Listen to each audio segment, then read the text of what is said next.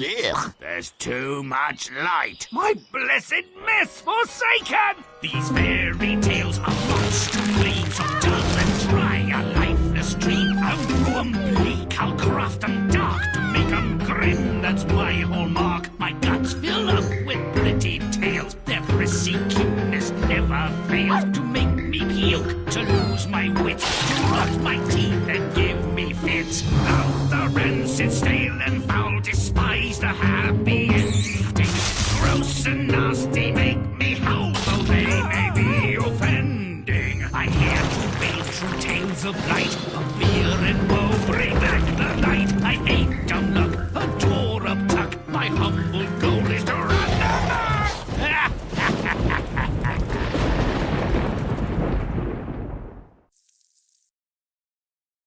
Hello once again, all you wonderful lovelies. 'Tis I, Gorilla Son, aka Lynn, and I welcome you to another installment of American McGee's Grimm. In this one, we tell the story of King Midas. This one I actually know very well. It's two parts, really. The first one is how he gets the golden touch, and the second one is how he gets the ears of a donkey. Really funny, though. But I enjoy anything that involves Greek tales of yore. Anything that involves the ancient Greeks is really my cup of tea, even though I can't stand tea. Midas is a huge dick, and he gets what's coming to him very much. So, without further ado, let's jump on into this story, shall we? Wait, how the hell do I already have a gold star? This is the first time I'm playing. This doesn't make sense. But it's only 16 as long. I'm hoping this is really accurate. Divine intervention in human affairs was a hot topic in tales almost from the moment people began to talk. The ancient Greeks larded their lore with the deeds and misdeeds of their anthropomorphic deities. What a pathetic fallacy! The Olympian god Apollo and the divine satyr Silenus Marsyas are about to engage in a friendly flute-off. Midas, old fellow, perhaps you and the muses would judge who plays best, Marsyas or myself. Yes, Midas, please do. You have the most discriminating musical taste. The smart money's on Apollo. The muses are his half-sisters, but Midas is a king and a sucker for a compliment. With all due respect, your magnificence, I'll have to give Marsyas the prize of my good opinion. Well, you're wrong. I win, and I award you these donkey ears. You're tone-deaf and a dunce. Olympians rarely settle for second place. Having backed the loser in the flute contest, Midas conceals his trophy ears beneath a Phrygian cap. Bit hot for a hat, your majesty. Might I take it for you? A person, especially a royal person, loses 90% of their body heat through their head. I won't risk a chill. It's summer, majesty. By the way, where's your crown? Don't be impertinent. This ruse worked for a time, but when his hair grew too long and wild to hide under the cap, he had to seek the services of the royal barber. Been some time since you had your ears, Lord. Your Majesty, what nice... Don't be an ass, barber. I've had an accident, and you are sworn to keep my secret, or else. Thinking the or else might be very unpleasant, the barber regains his self-control and dissents. But sole possession of such a secret overcomes him, and he finds what he believes is a mute confidant with which to share it. The king has grown the ears of an ass. Can a tale be far behind? The king has grown the ears of an ass. The king has grown the ears of an ass. The king has grown the ears of an ass. The barber's discretion is foiled when reeds spring from the hole and rustle the king's secret. Midas becomes the laughing stock of the country. Wonder what happened to the barber, Dionysus and Marsyas, a couple of divine tipplers, are roaming in Midas's backyard when Marsyas, seriously inebriated as per usual, becomes seriously lost. Ah, it's you, Midas. Sorry about the ears. Where in the name of Zeus are we, anyway? I'm completely lost, not to mention completely pissed. Which way is up? Follow me, you old satyr. I'll take you to Dionysus. Ah, discovered at last. Midas, you're too good. I couldn't have found the old goat if I'd stepped on him. For your service, make a wish. Don't be greedy. Grant me the golden touch, great one. I won't abuse it. Little did he know. Oh, sorry. Golden children are not that useful. Likewise golden grapes. Perfectly inedible. That world's most valuable toilet paper doesn't feel that good either. Ooh. Takes the dimwit a while to realize that he'll soon starve to death, and he seeks out Dionysus. Hoping he's sober, I imagine. Dionysus, please deprive me of this golden touch. Take back your gift. You're a greedy, foolish human, Midas, and deserve a wretched death. But I will be merciful. I like your wife. Wash away your wish in the river Patroclus. Fortunately for Midas, he knows where that is. Me first, then I'll wash my family. Perhaps Midas learned a lesson, but I'll bet the greedy pig thought twice about keeping his family in gold. I would have done.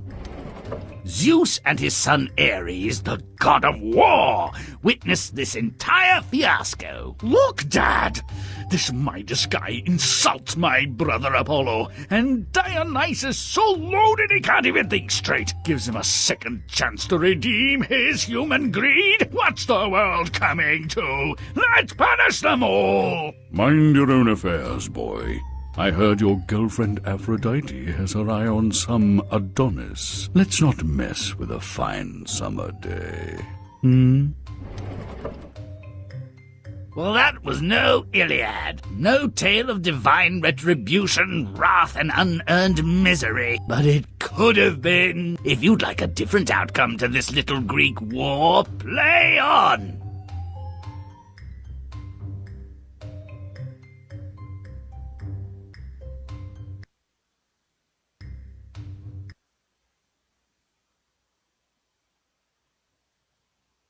You might well ask why these Greek deities are constantly interfering with human affairs and making nuisances of themselves.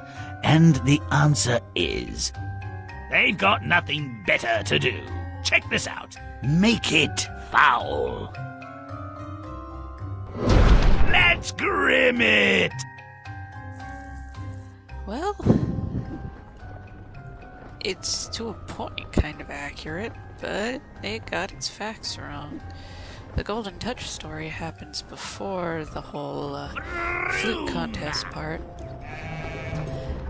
Marsyas wanders into King Midas's kingdom and seeks hospitality. Midas, believing he can get something out of doing a good deed for a friend of a god, invites Marsyas into his home, takes care of him, and then lets him on his way after he's, ate food, got stinking drunk. Dionysus hears about this and offers Midas a wish. He then gives him the Golden Touch ability.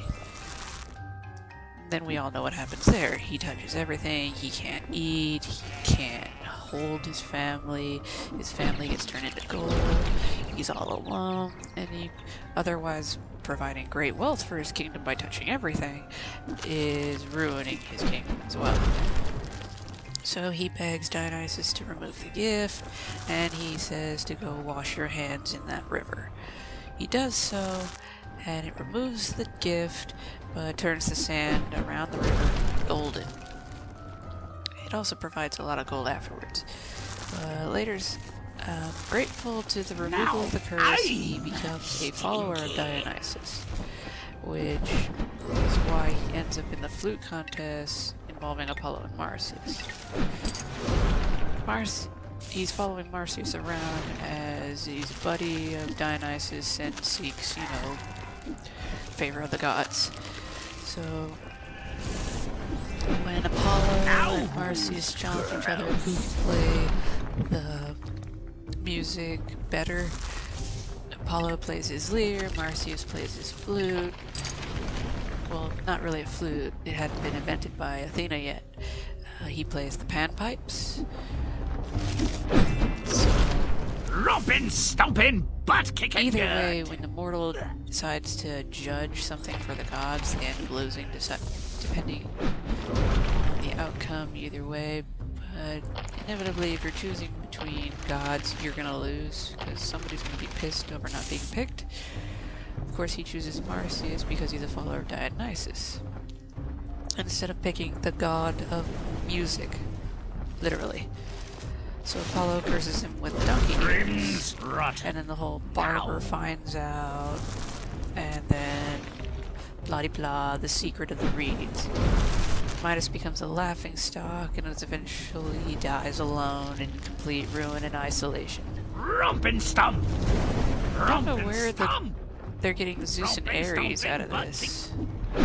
Stop it! Smitten by Zeus, father of all the Olympians, and as bad-tempered a brute as you'd care to meet. Wish he were my dad. Silenus Marsyas and the divine Apollo compete with flutes. Midas, ever the fool, deems Marsyas the superior blower and gets donkey ears for his trouble. That's punishment! Let's make a real ass out of him. And make that hideous music stop! Make it nasty. Another thing they did get right, the Muses are technically Apollo's half-sisters. They're the daughters of Zeus, but Apollo has also dated the Muses. The Muses and bore more daughters from them. There's a lot of incest in Greek god mythology, but they're gods, so their blood really doesn't fuck up their DNA like it does with mortals. Something good. Ah, yes. Cacophonous perfection to my ears. Not to mention Midas's.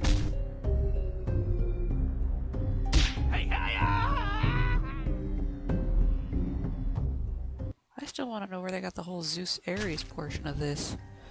Don't get me wrong, I love Ares, but he's not in the story. Midas tries to hide the fruits of his stupidity under a hat. Let's give him some more divine attention. Make it foul. Make a mess. Another thing they mentioned was Aphrodite is Ares' girlfriend. Far from it.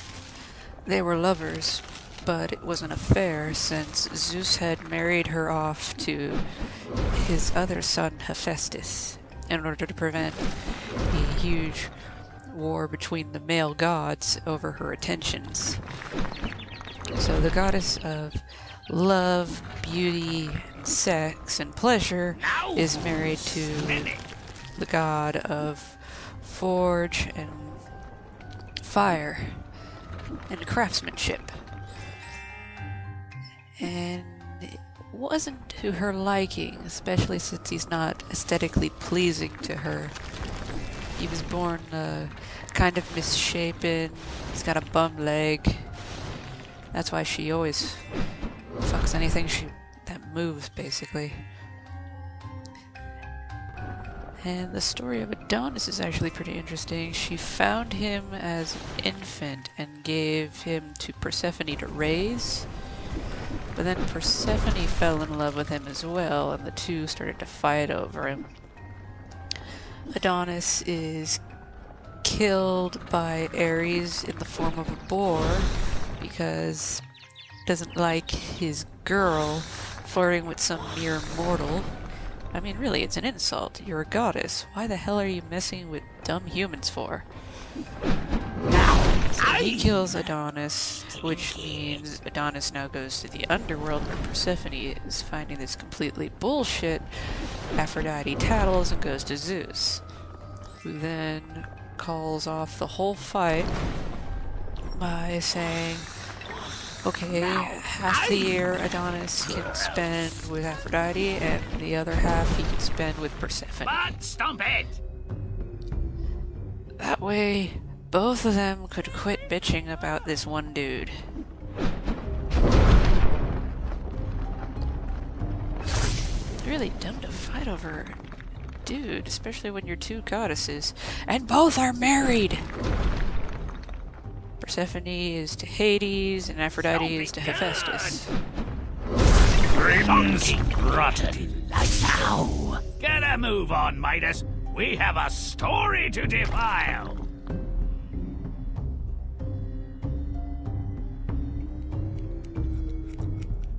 His barber discovers the outsized ears and doesn't do anything. Oh no, he's hysterical. He's unsteady. The king looks like an ass. He nipped the royal ear with his scissors. Or he should have done. More blood would improve the mood. Make it nasty. Also, I don't think Zeus would have talked to Ares quite like that. All calm, cool, and collected, like a normal dad. It's well documented that out of all the gods, Ares is apparently the most hated among Olympus. And his own father once said if he wasn't of his own blood, he would have kicked Ares out of heaven long ago. Pretty shitty thing to say to your kid, especially since you constantly cheat on your wife, who is also your sister, and you go around having 100 or so kids with other women. Yeah. Butt-stomp it! Zeus isn't father material, but he has to choose his words. Butt-stomp away!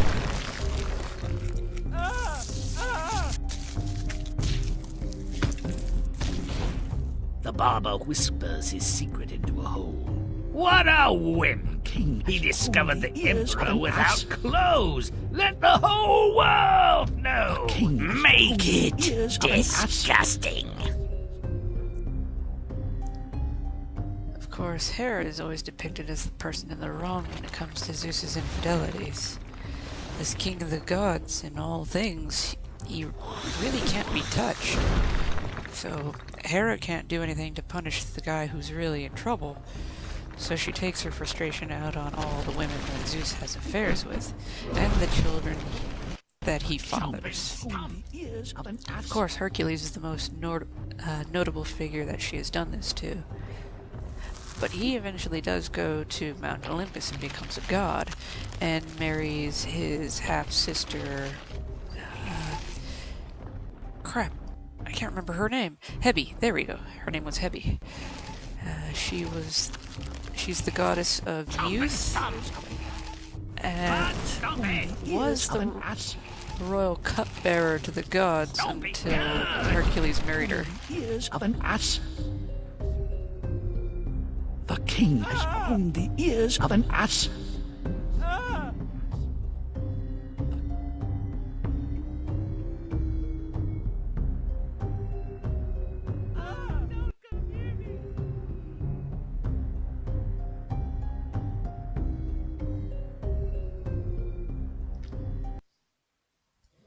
Well, that was interesting.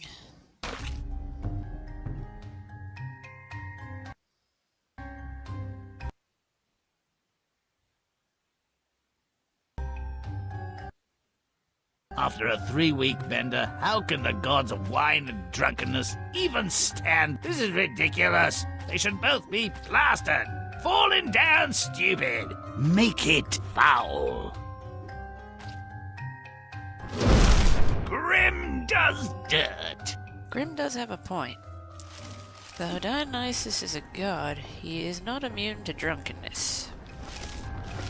He's actually the one who taught humans how to make wine out of grapes, and pretty much did a Jesus journey and traveled all through Greece into Egypt, spreading the teachings.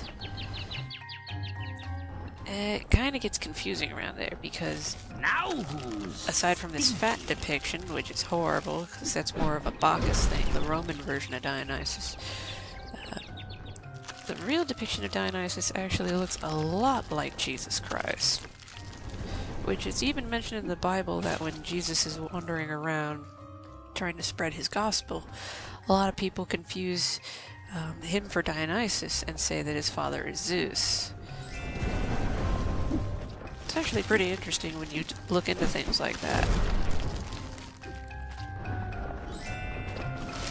Grimm's Goose.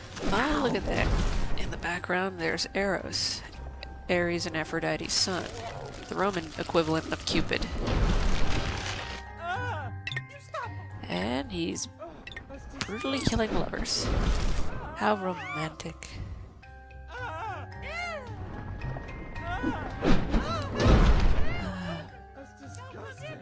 I am a little surprised that they didn't put any female goddesses so far into the story. Like Athena or Aphrodite, Hera, Persephone, Hebe, Stomp it good. even Dionysus' wife, Andrea. Do a quick little jump across here. Great waste by water. Do a little edit. Yep, see? A lot better. Delay, but stomp away. Don't delay, but stomp away. Stop it. That's disgusting. Oh God, spare us. Stay away from me.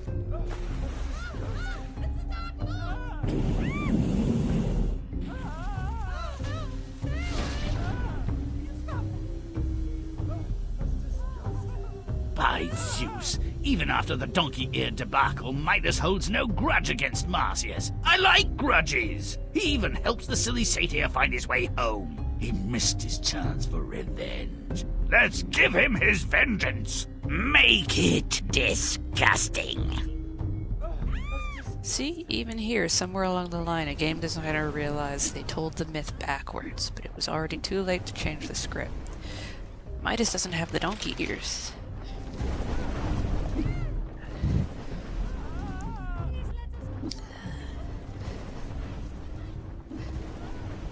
Ooh, another female they could have had in here. Demeter. Now stop it. Disgusting. And Hesta would have been an interesting choice. The eldest of the original Olympian Six. She's pretty much an unknown. Rump and stomp. Grim man rides God. Only in ancient Greece. Technically, Marsyas wasn't a god. He was just a father-like figure to a god. Dionysus. Dionysus rewards Midas by giving him the golden touch. The god's a mischief maker with a bizarre sense of humor. We're going to make Midas regret his greedy wish right away. Make it foul. It's Grimm time! So now instead of dirt, Grimm covers everything in gold. Makes sense. Different change of pace, though. We're actually brightening things up a bit.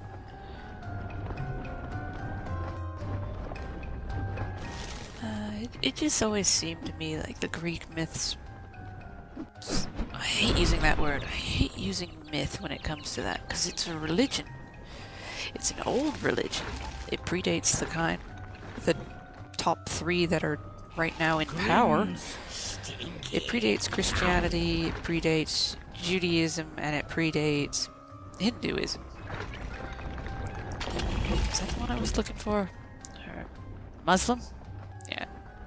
Arabic? I'm not sure which one it is, but it predates the top three. And the fact that it got decimated by the other religions doesn't make it any less of a religion. Hell, people still worship these gods. It may not be like how they used to do it, like with giant temples and sacrifices, but these gods are still worshipped. And it's a huge insult when you tell somebody that their religion is a myth.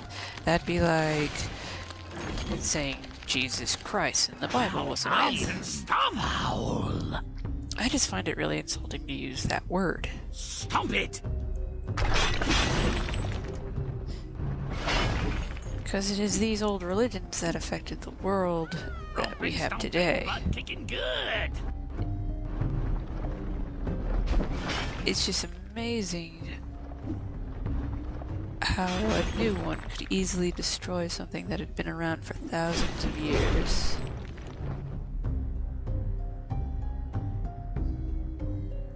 Romping, stomping, butt kicking good.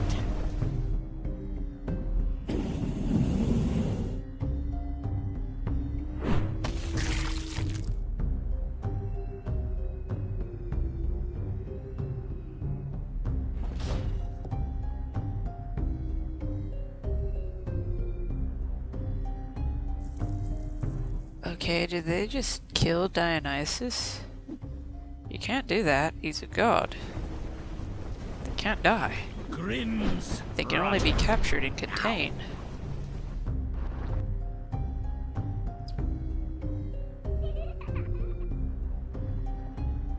Make it nasty.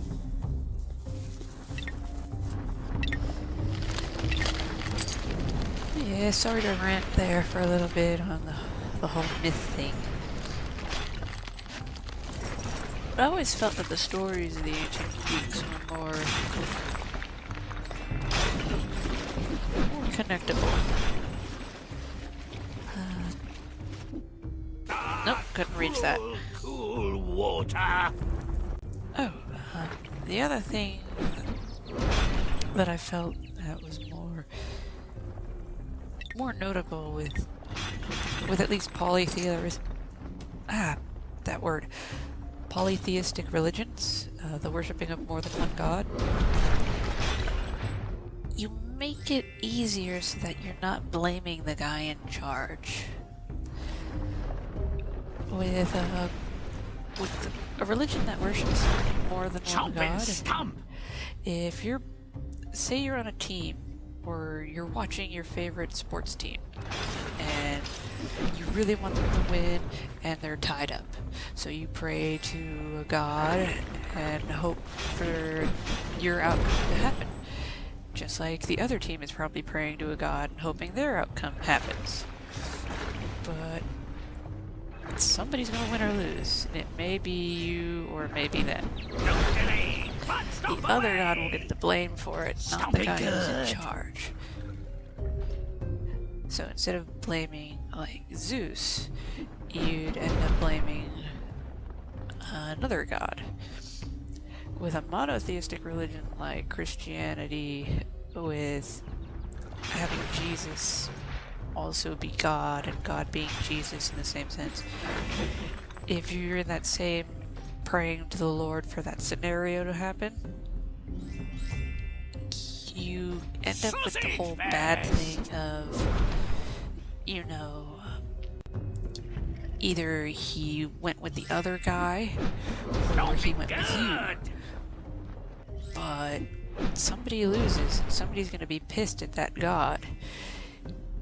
I just never understood the idea that you'd be worshipping a guy one minute hoping he does something for you, and the moment he doesn't, you're ready to say the GD word. Beware the sausage! To seem quite Now he's just hungry. Let's make the whole world golden. Make it repulsive. it just seemed really counterintuitive to me. I know if I was a god I'd be pretty pissed about it. Now I'm disgusted. But This is just me rambling about my thoughts on the matter.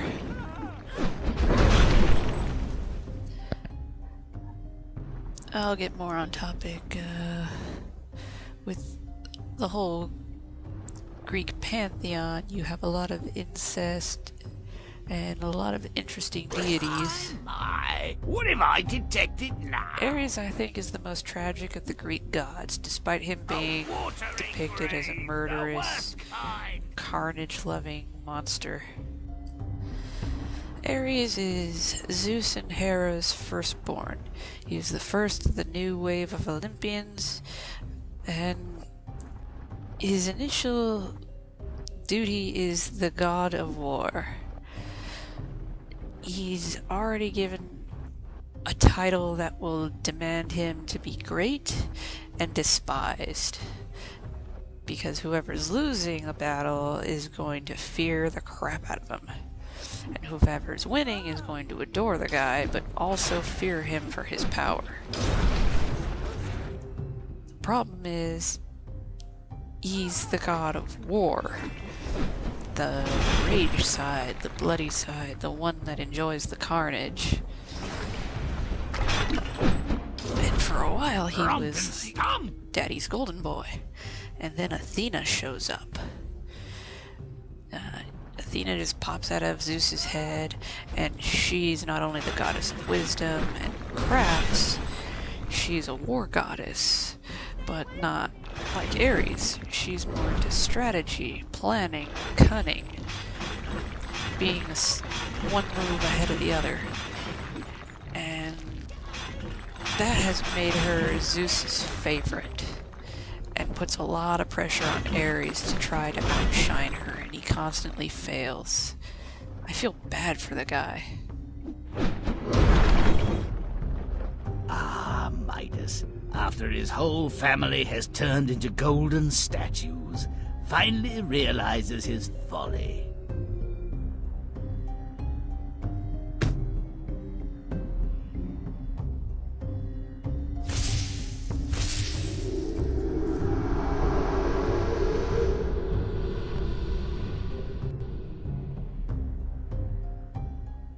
Okay, did Zeus suddenly become an evil monster? Did we get him on a bad day?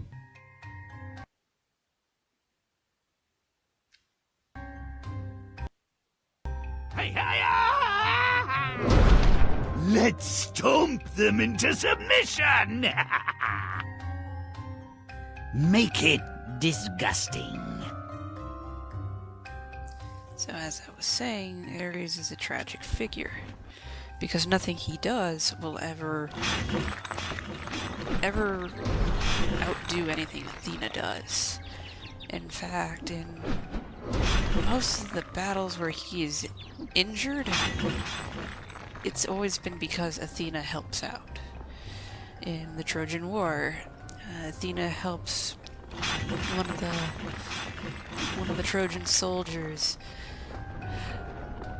no, one of the Greek soldiers, to stab a spear into Ares, and he actually bleeds, and he has to run home to Olympus and get healed. At another time, Ares had a son who would kill people and try to build a temple out of their bones to his father, and Hercules had to kill him. In rage for the murder of his son, Ares starts to fight Hercules, and it looks like he's about to win until Athena shows up and helps beat the crap out of him.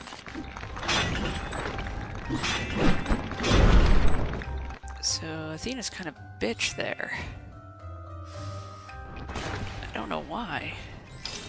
It's like she has this weird complex to fuck him over. I don't get it.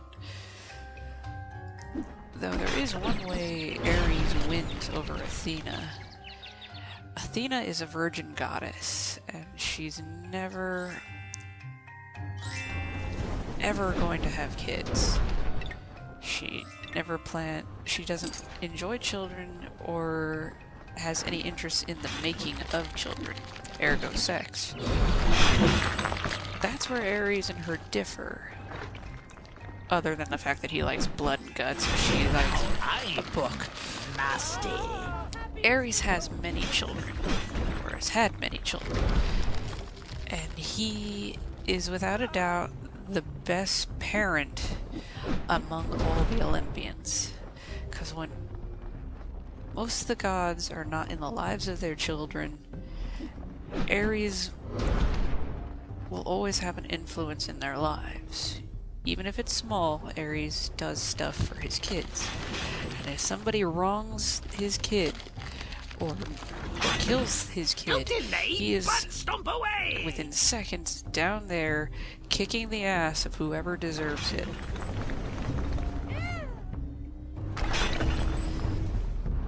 And that's something Athena will never understand.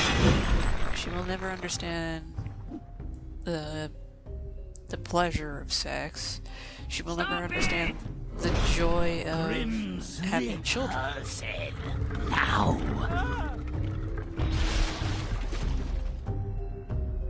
So Dionysus lets Midas escape from the curse he brought on himself. And there's no punishment for his idiocy? No repercussions? I don't think so. This ought to be a catastrophe! Make it putrid. And nor will Athena ever understand the pain of losing a child. Athena may be more intellectually mature than Ares, but she is not emotionally mature like Ares. And that is where she fails. And that is, I think, Ares' possibly his greatest strength. He may be despised among the gods and humans, depending on which point of view you got, but in my eyes, Ares is a figure deserving of respect, and honestly deserves a very good Best Dad award. Rompin', stompin', butt kicking good. Certainly has better child rearing than most of the other gods. A lot of them just end up becoming monsters. Yeah, Ares fathered a couple of monsters too, including a dragon and that giant who Hercules had to kill. But interestingly enough, the first Olympian court case had to deal with Ares, and it was pretty rough. A son of Poseidon attempted to, I don't know if it was attempted or he succeeded in raping a daughter of Ares. So Ares went down there and killed him. Poseidon was so pissed about this, he called the gods for a court meeting to get revenge. Stomp it.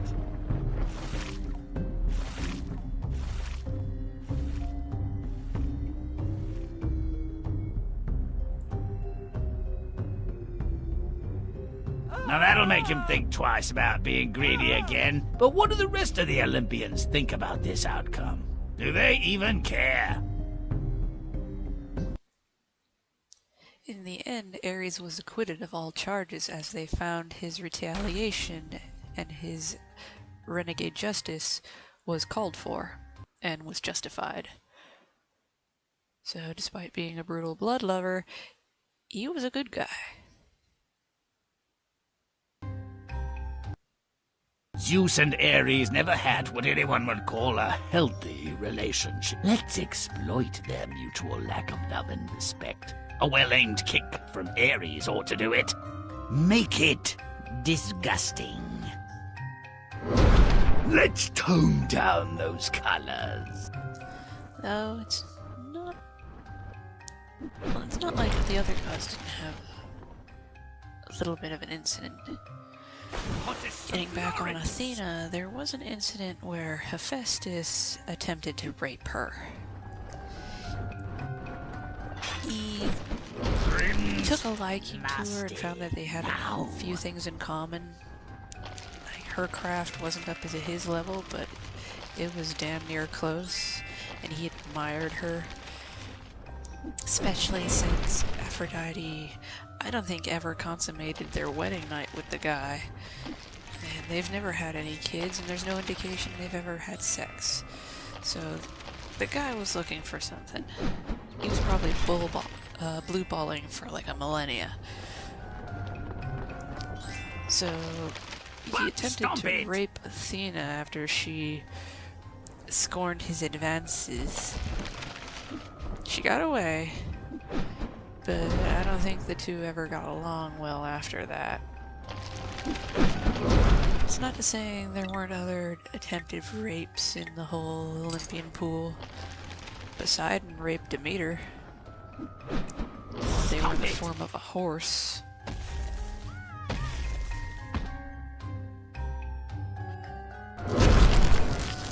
Make it putrid. It was kind of weird. Demeter tried to get away from Poseidon, and she took the form of a mare, a female horse. Poseidon wasn't a fool. He became a stallion and subsequently got some horsey action.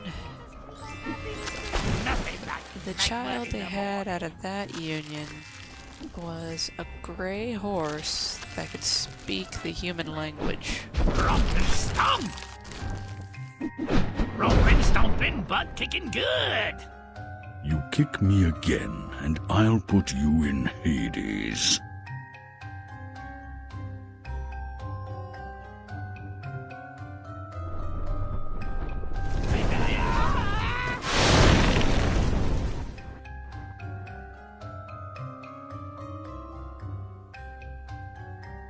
Make it vile! Needless to say, that wasn't the only horse child of Poseidon's.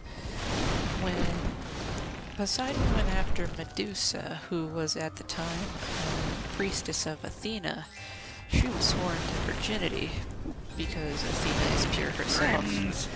Poseidon raped Medusa after she didn't want to, and Athena cursed Medusa with being a Gorgon. The only mortal Gorgon of 3. Because her sisters also became them, though how they did that was lost. It's lost in history. But because Athena can't really do shit to her uncle Poseidon. He's a big player. So she cursed Medusa, and when Perseus killed Medusa, the Pegasus sprang out of her body. Rompin' stomp! What was that? Oh yeah! Clash of the Fightin' Titans! Butt stomp it! So Pegasus is the child of Poseidon and Medusa. But it's not like Demeter was just on Poseidon's mind. Persephone is Zeus's daughter with Demeter. So it's a little awkward. Not to mention that even though Persephone married Hades and had 2 kids with him, Zeus also scored with Persephone and had 2 kids with her too. It's really creepy, the incest level. Stop it good!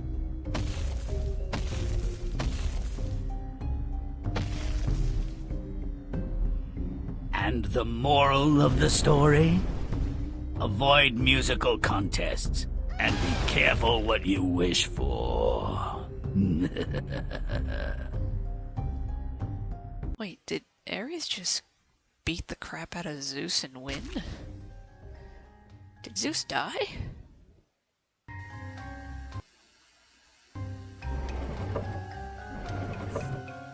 The old saw, beware of Greeks bearing gifts, falls far short of the whole truth, doesn't? When the gods are involved, keep your hands to yourself and your mouth shut. Things are rarely what they seem.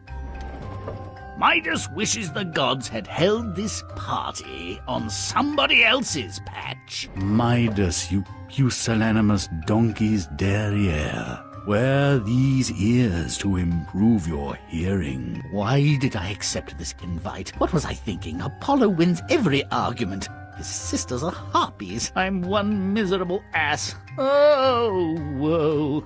Midas, an egotistical, vainglorious narcissist, Has taken extreme measures to conceal his ears. Ears? What ears? Don't toy with me, you dead man talking. You know perfectly well I have ass's ears. No, I don't. No, I don't. No, I don't. Your Majesty, I'm the last barber in the kingdom. I wondered when you'd get to me. I know you'll keep my secret. You have no one to tell it to. Everyone you've ever known has been exterminated. Well, if you don't mind, I think I'll cut and run. The barber was not about to become another casualty of his profession. He out-Midased Midas. The friendless barber, with a keen sense of humor and self-preservation, shares his secret with a hole in the ground. Midas is a homicidal maniac with the ears of an ass, the brain of an ant, and small-sized nether regions. Midas is a homicidal maniac. Maniac. Maniac. Maniac. Maniac. Maniac.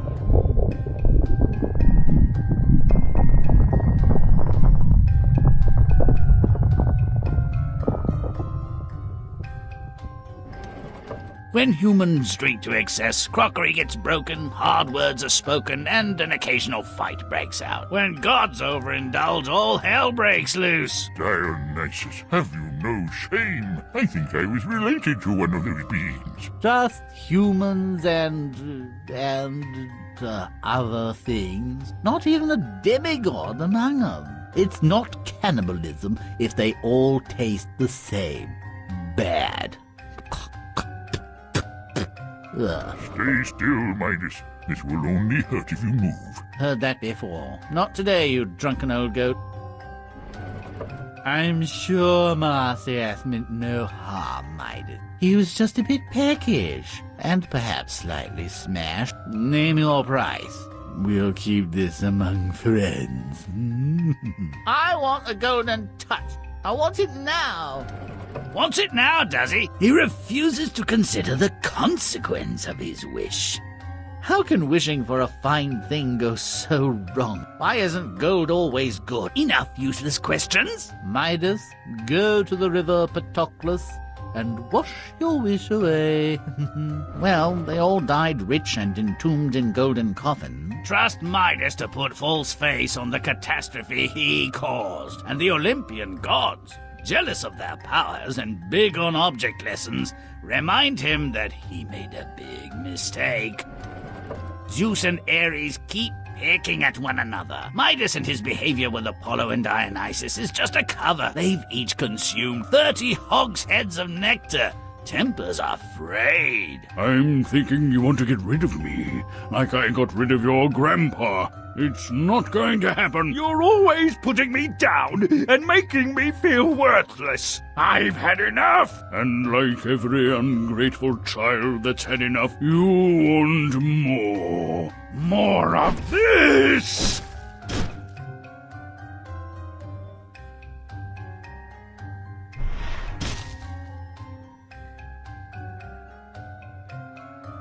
Well, that's one set of preposterous but deserving deities down the rat hole. They took Midas with them. May all our stories end so well. Until next time!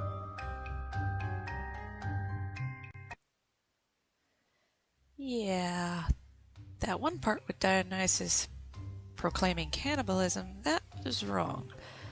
Cannibalism, after the whole Kronos eating his kids thing, became a huge no-no. Consuming of humans or anything that was of the same species as you was a huge sin, and that was worthy of the hell in Tartarus. But other than that little criticism, I thank you all for watching. Please like, favorite, share, subscribe for more content every 3 to 4 days. I hope you've enjoyed this story of King Midas and had a good day or night depending on when you see this video. As always, my lovelies, remember to stay beautiful, and until next time, this is me saying goodbye.